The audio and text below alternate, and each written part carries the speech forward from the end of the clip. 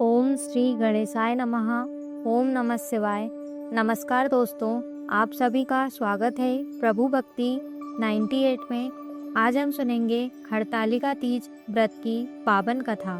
मान्यता है कि जो सुहागिन स्त्रियां श्रद्धा और विश्वास से यह व्रत रखती है उन्हें अखंड सौभाग्य की प्राप्ति होती है। वही अविवाहित कन्याओं को मनचाहे वर का आशीर्वाद प्राप्त होता है।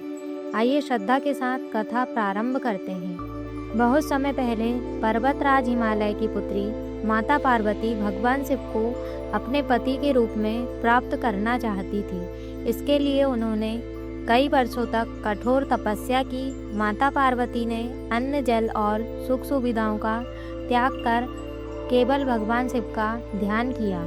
इधर पर्वतराज हिमालय अपनी पुत्री का विवाह भगवान विष्णु से करना चाहते थे।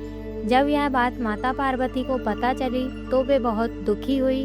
उन्होंने अपनी सखी से अपनी मन की बात कही कि वे केवल भगवान शिव को ही अपना पति मानती है। अपनी सखी की सलाह पर माता पार्वती घने वन में चली गई। वहां उन्होंने एक गुफा में रहकर कठोर तप किया। भाद्रपद शुक्ल की तृतीया के दिन उन्होंने बालू से भगवान शिव का शिवलिंग बनाया, उनकी पूजा की और निर्जला व्रत रखा। माता पार्वती की कठोर तपस्या और अटूट भक्ति से भगवान शिव अत्यंत प्रसन्न हुए। वे प्रकट हुए और बोले, हे माँ पार्वती, तुम्हारी सच्ची भक्ति और तपस्या से मैं अत्यंत प्रसन्न हूँ। मैं तुम्हें अपनी अर्धांगिनी के रूप में स्वीकार करता हूँ। यह बात सुनकर माता पार्वती अत्यंत प्रसन्न हुई। कुछ समय बाद भगवान शिव और माता पार्वती का दिव्य विवाह संपन्न हुआ।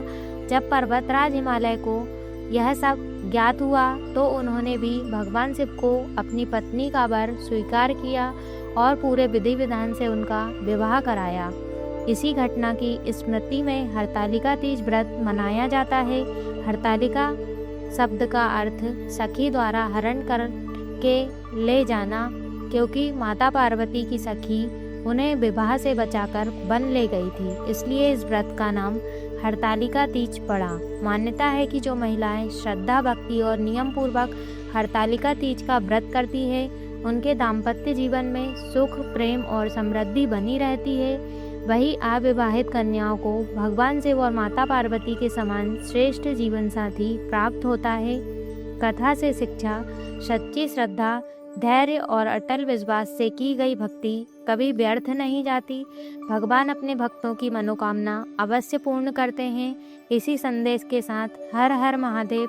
यदि आपको यह कथा पसंद आई हो तो वीडियो को लाइक करें, अपने परिवार और मित्रों के साथ शेयर करें और ऐसी ही धार्मिक वीडियो देखने के लिए प्रभु भक्ति 98 को सब्सक्राइब करना न भूलें। ओम नमः शिवाय।